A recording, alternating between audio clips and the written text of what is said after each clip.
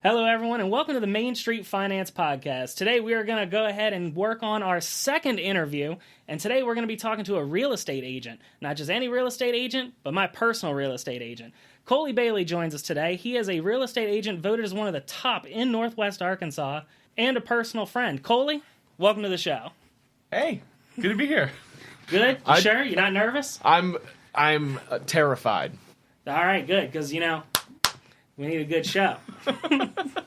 I think it'll be good. I think you ask the questions, and I will try my best to give you a good answer. All right. I mean, that's fair enough. And look, if he gives an answer you don't like, don't dislike the video. Please. I need this. So, Colley, I already introduced you as a real estate agent. So what does that mean? What does a real estate agent do? Okay, so a real estate agent represents your best interest throughout a real estate transaction. In a way, you can sort of think of a real estate agent as a manager for a transaction. So for different clients, it can be a completely different job, So for somebody who's selling a home, that might mean, helping them get the right price figured out, doing the market research, doing the helping them figure out the presentation of the house and landscaping and what needs to be done for the house to get it to sell, and then the promotion, doing the marketing, all that kind of stuff. So a real estate agent has to be very knowledgeable about the market, about the neighborhood. They have to understand the data and the numbers of the real estate market at the time. And they also have to understand marketing. They have to understand sales. They have to understand communication with other people, negotiation with other agents. There's a lot that's rolled into the job of a real estate agent. And mostly what I just spoke about there was if the agent's representing the seller selling a house. But if they're representing you as a buyer buying a house, they're also probably helping you find the properties. They're going to be showing you properties. So they're going to be driving. They're going to be very active out in the community, looking at properties a lot. So again, a lot of the same skills apply when it comes to the negotiations, helping you as a buyer understand the process and how it's going to go, understand the contract, and all the things that are in the contract. And then once you are under contract, making sure everything stays on track and all the other people that are involved, all the moving parts. That's kind of why I say a real estate agent is a lot like a manager of a process, because they need to stay on track. They need to stay on top of getting an inspector, and then, hey, there's going to be an appraisal, and maybe we need a termite policy, and maybe we need a survey on this property. And then communicating everything with the title company.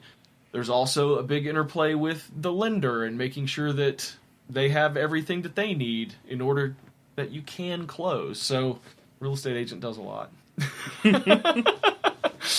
But it doesn't look like a lot to the client. If it's done well, the client doesn't necessarily know how much is being done. It's just a smooth process to where, we found our house and we got it under contract, and a couple weeks later we closed and everything was great, and then we moved in. Now here we are. Making it smooth is the job of the real estate agent. So with that being our loose definition of, or our how we define a good real estate agent, would it be fair to say that after you go through a home buying process or a home selling process, if you sit there and think, why did I even pay that guy? That they did a really good job. Probably, yeah, yeah. What did he even do? Well, and sometimes you will run into problems where you think, I'm really glad I had that agent. So I've had transactions where I met a client and literally 21 days later they were closing on a house. We met.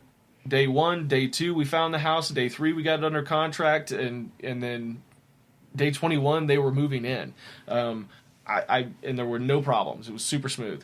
I've also had issues where, you had to cancel a contract. I've also had issues where there are multiple offer situations and you're going through 3 and 4 properties and not winning any of them, and then you get a property under contract and then you find out it's got such bad repair issues that you can't go through with it, and then you have to go find another one, and so it could take months. So your agent is there through thick and thin, through whatever needs to happen to get you into the home. So I got to be honest, I asked the question with the purpose of it being like a nice 20-second concise answer. We didn't get that, but that's okay. So would it be fair to say, just simplify it at a basic level, Sure. Would it be fair to say that a real estate agent is a lot like a lawyer in that it's a very dedicated expert in their field that you hire to help you along so that you don't have to be an expert? Right. I would definitely agree with that. Well, alrighty. And there's our 20 seconds. I'm keeping that in, by the way. Okay, I'm sure you are. So, you had mentioned that real estate agents get hired, you have them come along with you. So, what are some questions you should ask before hiring a real estate agent? Or should you talk to several?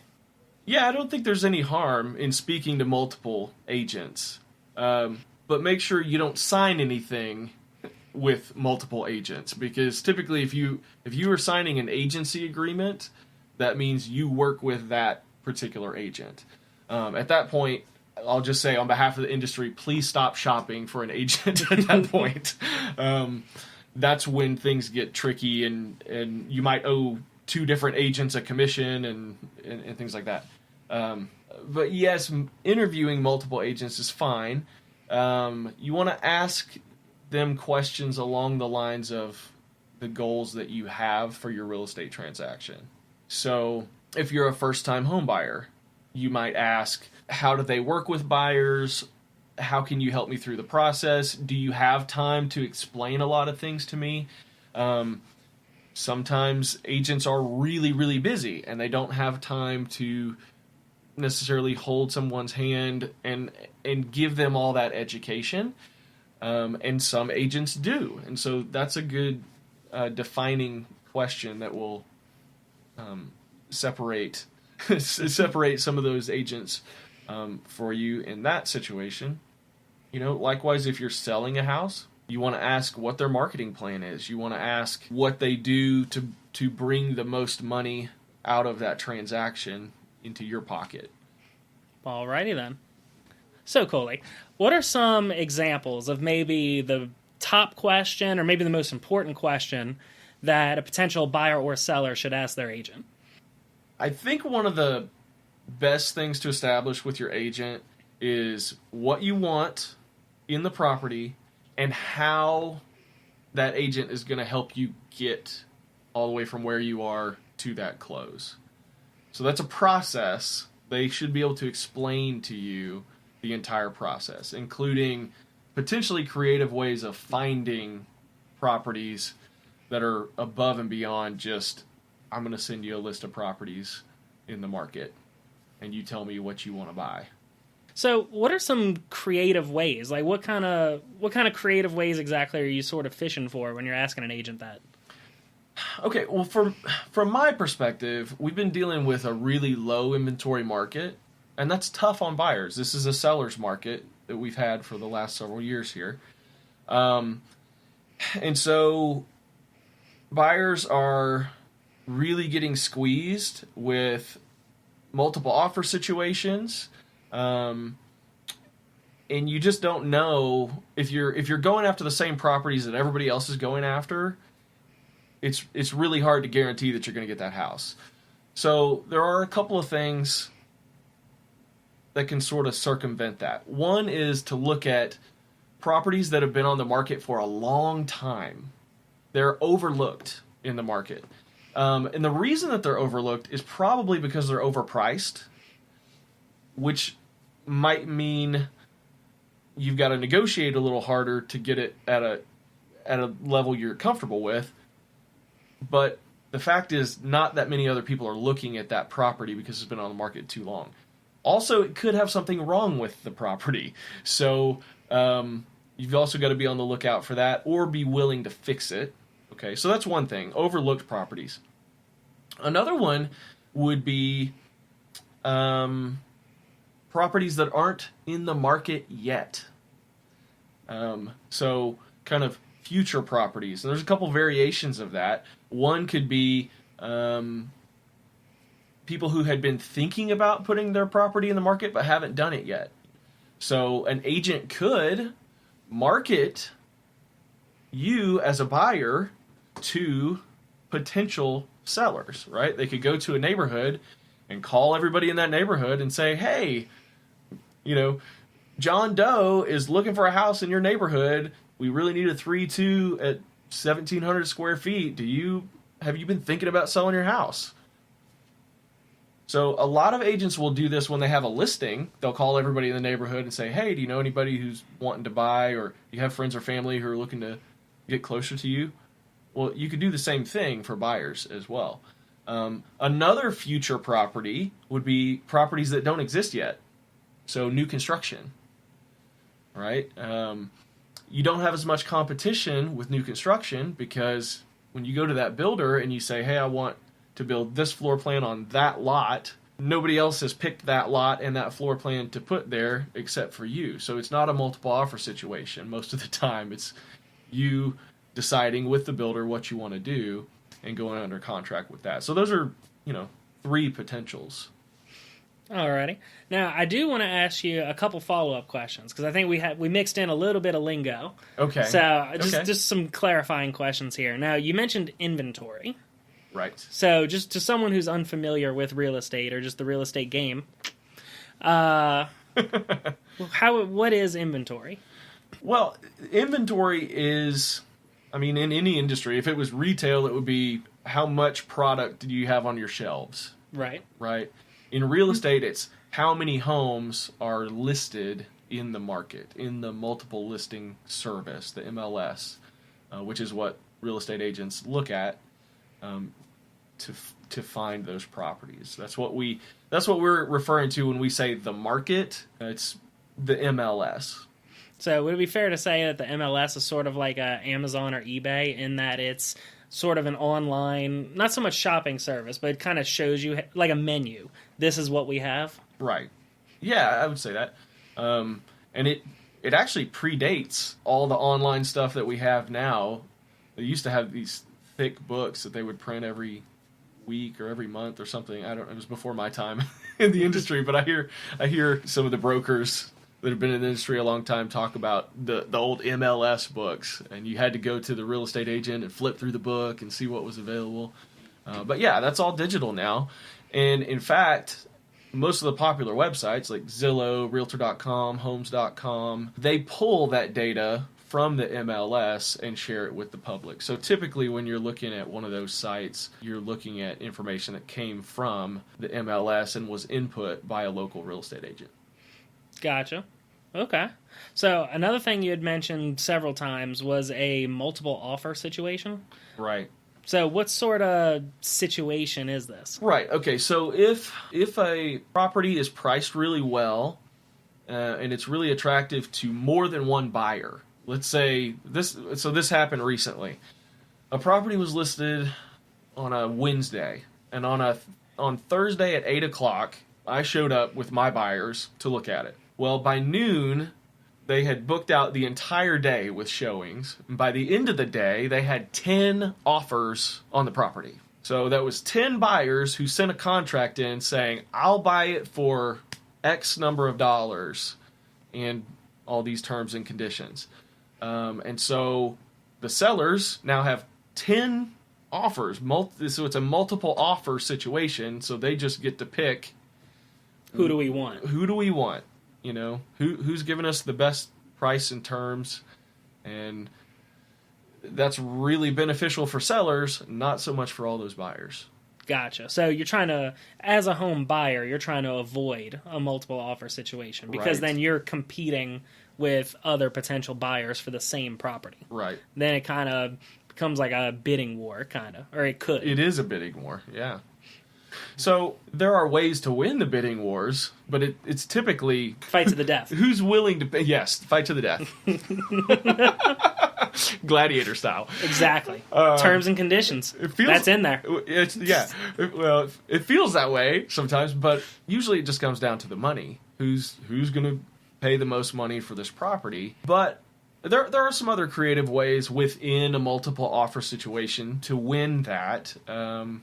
I don't want to give away all my negotiation tactics, but one of them would be to write a letter to the seller explaining your situation. I wouldn't put anything that compromises your financial situation or puts you in a weaker negotiating situation, but something personal. Something personal. You know, we've really been looking for a home in this area. We really love the home. Thanks for letting us see it. We would love and cherish it forever, you know, something like that. Yeah, and you gotta have the picture of the kids and the dog so that they know you are literally making a family happy. You are actually making a family happy by selling me this home. Not this guy. He didn't even send you a letter. Exactly. But it does have a personal touch, and I have seen that shift the seller in favor of one offer over another. There we go. You heard it here first. It works on American Idol and in the home buying process. Because, come on, occasionally it comes down to the sob story. Yeah, sure. It can. It's helpful for people to have an emotional connection with another person in dealing with each other. Gotcha. You're sort of pulling the focus off of the money and a little bit more into the personal. So you might have an offer that might be $2,000 apart, this one versus this one, but if the lower offer sent them, you know, this heartfelt letter, look at my cute kids, you're going to make us all so happy, this is the first family home. Yeah. That just might be worth that $2,000. It could. Depending on the person. It depends on the person. Yeah. Well, alrighty. And then another thing you had mentioned was a seller's market. Now, I know I've heard this term before where there's buyer's market or seller's market. Could you go a little bit into that? Yeah. Well, definitely when you're looking at multiple offer situations being the norm, that's a seller's market because the seller is in more of a position of strength. And we determine that as real estate agents typically based on months supply. It's a metric that is based on the number of sales that have happened in the last month versus the number of listings that are currently in the market. Okay. So sort of like if in the entire month of January 10 houses were sold and there's currently 100 houses listed, right, then there's a 10-month supply. Yes. Okay. Exactly. So it's how fast would you sell through the current inventory given the current rate of selling if there were no other homes listed, right? So that's really what month supply is. And traditionally a 6-month supply would be an even market. You wouldn't have prices rising and you wouldn't have prices falling. It's just a flat market. Most of the time in the U.S., we're somewhere around a 4-month supply. The last few years we've been under that, more like 3 months. Now, 4-month supply is a seller's market. You're going to have gentle upward pressure on prices over time. So about every 4 months, you're probably going to have 1% to 2% increase in the prices as well. So, but that's a seller's market. Now, if it got to maybe 8 months supply, that would really be a buyer's market, and you would start to see prices fall. And that's when you're gonna have an oversupply in the market for how many buyers are trying to purchase.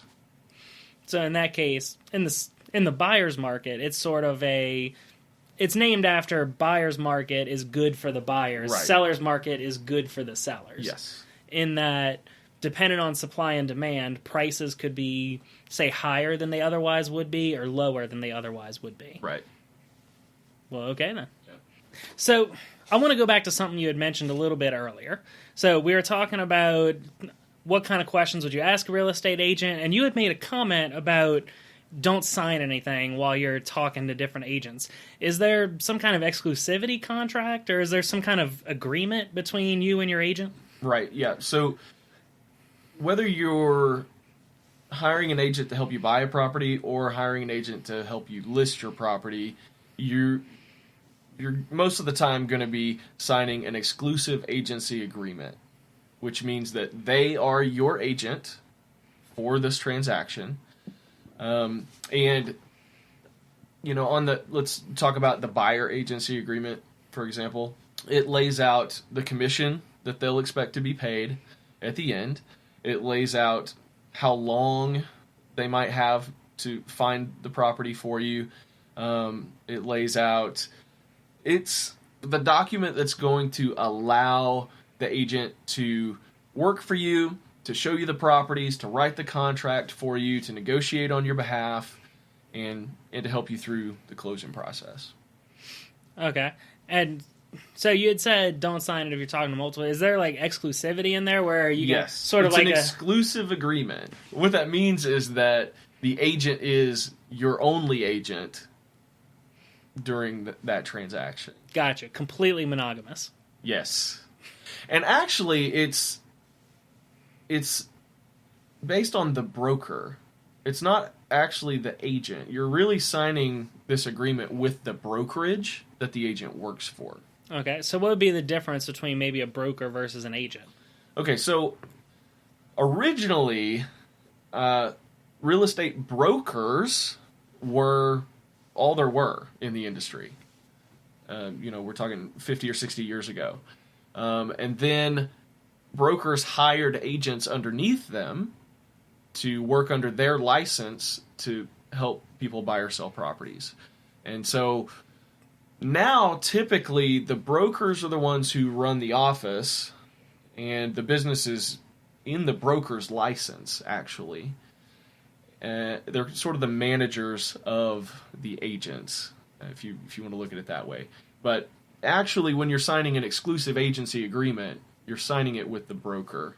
So would it be fair to say, so you got like the broker up here, the broker's got the license, the broker runs maybe the realty corporation, and then you have the agents underneath that operate under the broker's license. Right. And then if you sign the agreement isn't necessarily with the agent, it's with the broker. Right. So theoretically and in practice, I guess, if your agent sort of slights you, like maybe they're not giving you the right time, they're not giving you the time you need or want, or maybe they're just not what you were looking for, could you just shift to another agent under that same broker? You could reach out to the broker and see if they wanted to do that.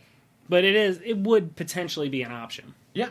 All of those agreements have termination clauses. So you can terminate an agency agreement or a broker agreement as well. So even if you wanted to switch brokerages, you can cancel that agency agreement. Gotcha. And I do want to clarify one thing. I had made a comment about a minute ago that it's completely monogamous, but that's not necessarily true. So for a transaction, a person, buyer or seller, can have one agent, but that agent can still have other people that they're working for. Oh, right. Yes. Okay, so it's kind of you have to stay dedicated, but they can still run up and down around town. Well, that's kind of how they pay the bills. So, if you were buying multiple houses a year, sure, you could do that. Right, and that kind of ties back into what you had said initially, in that if you're a first-time buyer or seller, you kind of needed to ask an agent, like, hey, are you going to have time to work with me on this? Because if they're a really busy agent, they could potentially have 10 people that they're working with, and then they might not necessarily have the time to really answer all of your questions, respond timely. Now, it depends on the agent. Some can probably better multitask than others, but in general, if you have a really busy, really popular realtor, they might not be able to give you as much time and dedication as a less busy realtor. Yeah. And also, different agents will sort of specialize in different sides of the business. So some specialize as listing agents, and they want to carry as many listings as possible, and they might not have time for buyers. They might not really focus on buyers. Typically, buyer's agents, because that job is a lot more involved in going out and showing, and you have to be driving a lot. Typically, buyer's agents can't carry as many clients at one time as a listing agent. Gotcha. And so just to be clear, so buyer's agents is someone you hire if you're going to purchase a house. Correct. And a listing agent might just be the agent that's just selling your house or listing it on the MLS, as we mentioned earlier, the multiple listing service. Right. Gotcha. So you had mentioned that the contract between you and your agent is an employment contract. Now, naturally, we've said the agent's working for you. It's an employment contract. So how do the agents get paid? Okay, so agents get paid as independent contractors from the broker. So it's important to remember that there's both a broker and an agent involved per side of the transaction. So usually in the United States, it's arranged in a way that when someone sells a property, there's an agent who is hired as the listing agent, and they're paid a certain commission. And they split that commission with the buyer's agent or the buyer's broker. Okay? So right out of the gate, usually that commission is split in half or some variation of parts. It could be 40%, 60%, something like that. Then each of the brokers will also pay the agent who's handling the transaction. So there's every commission, when you look at a commission rate, you need to divide it by 4 in your head. So let's say it was a 6%. Okay, don't assume that agent's getting 6%. Okay, so let's take an example, just for the sake of math. Right. It's a $100,000 house, okay. and we're going to say it's an 8% commission. Oh, let's make it realistic. Make it a $200,000 house. All right, fine. $200,000 house. Okay. For the sake of math. Okay. $200,000 house. Okay. 8% commission. Okay. So 8%, that's going to be $16,000. Right. So $16,000 for a commission, because that's just the property value multiplied by the commission rate. Right. So $200,000. The sale price of the property. Right. Yes. And then, so we have a commission of $16,000. Right. We then have to divide that by 4, so that your agent in particular gets $4,000. Yeah, and it's not always exactly assuming they split it evenly. Assuming they split it evenly, yes, that would be the case. Gotcha. So you got broker, you got the buyer. Buyer has an agent, that agent has a broker. Right. You have the seller has an agent has a broker. Right. And those 4, the brokers and the agents, they're who splits it. Right. Gotcha. Now, what's interesting is that because this comes out of the seller's proceeds at closing, most of the time buyers feel like they don't pay for their agent. The seller is actually paying their agent. The fact is, you actually are paying your agent. You're just paying them within part of the purchase price of the house. So it is factored in to your mortgage and to the purchase price of the house. Right. So sort of the seller has to take into account that commission, and therefore it raises the price of the house. Right. So in that, the cost of the house is slightly higher than what it would be otherwise. That's sort of how you pay your agent? Except I wouldn't even say it's higher than it would be otherwise, because that transaction is baked into the price of real estate in the United States. Gotcha. I mean, it's understood. It's understood. I mean, it has just become part of the price of a house. The same way as, a roof costs a certain amount, or the plumbing costs a certain amount. And the same thing, if you were speaking to a lender, there are the loan origination fees, there are title fees, there are all these other fees that are a part of any real estate transaction. And so, yeah. Alrighty. And so we've talked about the transaction a couple times, and then I think you even mentioned earlier about a process. If you were to lay out just at a high level, step 1, hire an agent, step whatever, you've got the keys. What would be the biggest steps in the home buying process that you sort of go through? Okay, so regardless of whether you start with an agent first or not, the very first thing to do is figure out how much you can afford. And so I like to call this the 6 C's that lays out the whole process. Really, the first C is credit. And this is really, what is your buying power?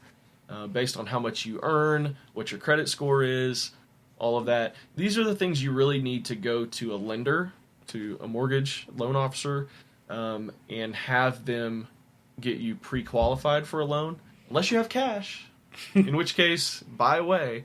But most people do purchase with a loan.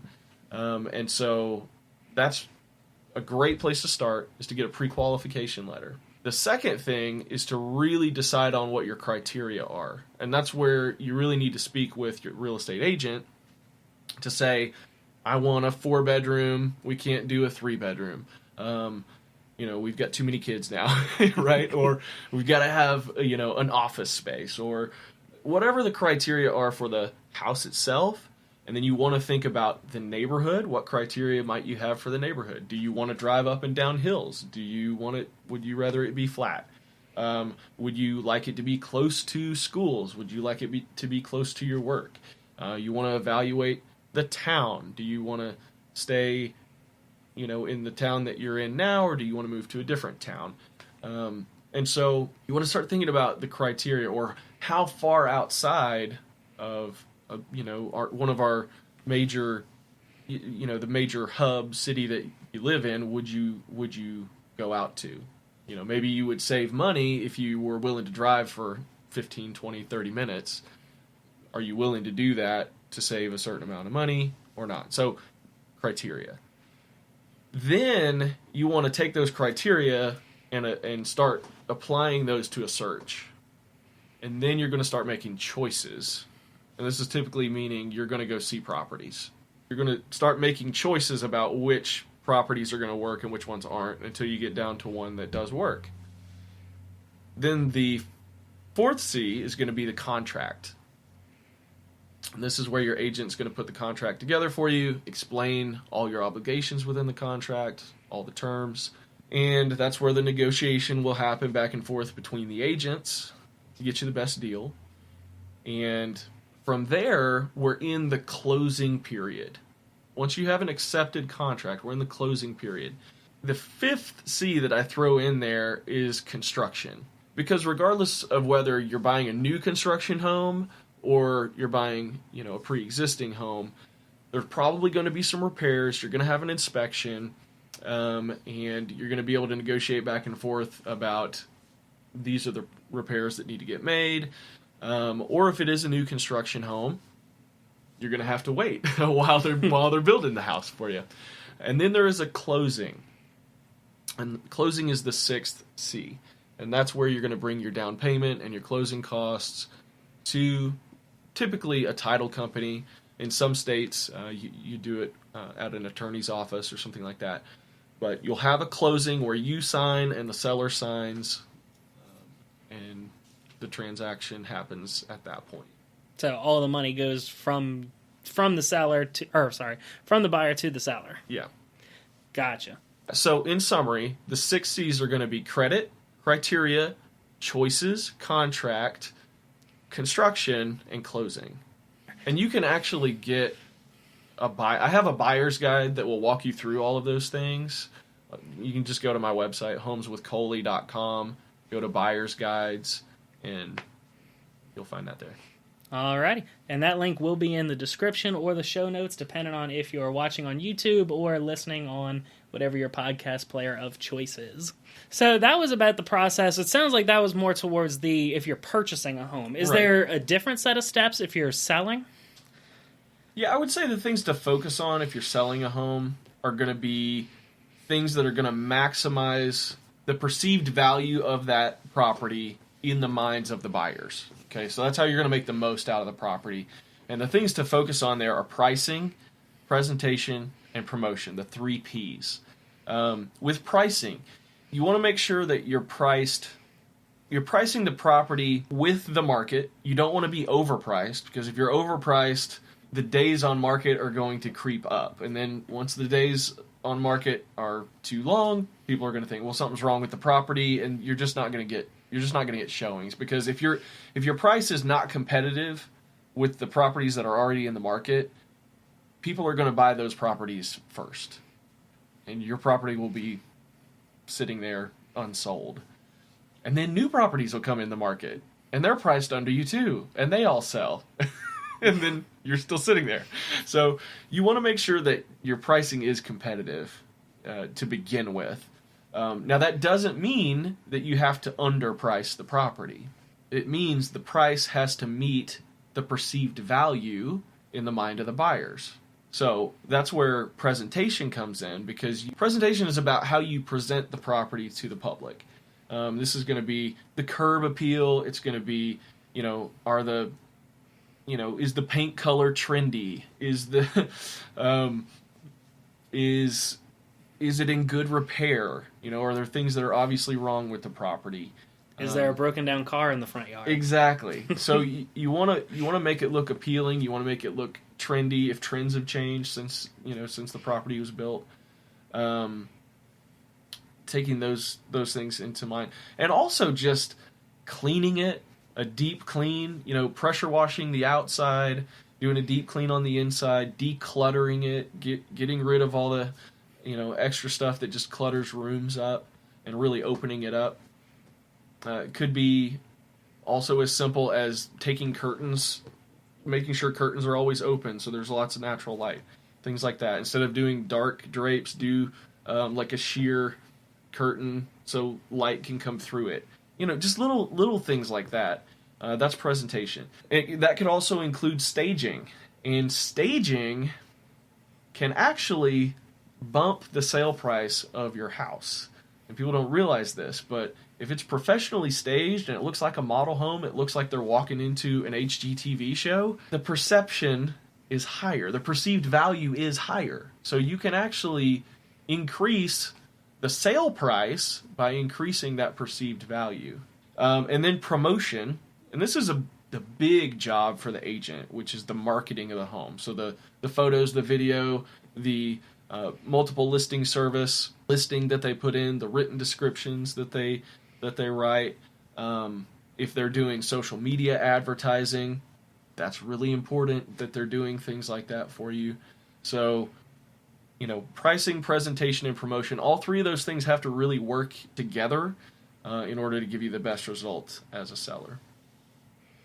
Well, alrighty then. Sounds like some good stuff. Thanks. Seems like I've only been talking to people about this for, I don't know, 5-6 years now, something like that. Yeah, that's the information you get when you're one of the, top 100 in your region? Yes. Asterisks below. 2019, the Northwest Arkansas Business Journal. Yes. There you go. He's official. Hello, everyone. This is Alex coming to you live with the power of post-production. Colley and I went on to talk for a while longer, but I've been listening to you guys' comments and emails, and it seems like hour-long episodes are something you guys don't particularly like. So I went ahead and I split the interview in half, and part 2 is going to be coming out tomorrow morning.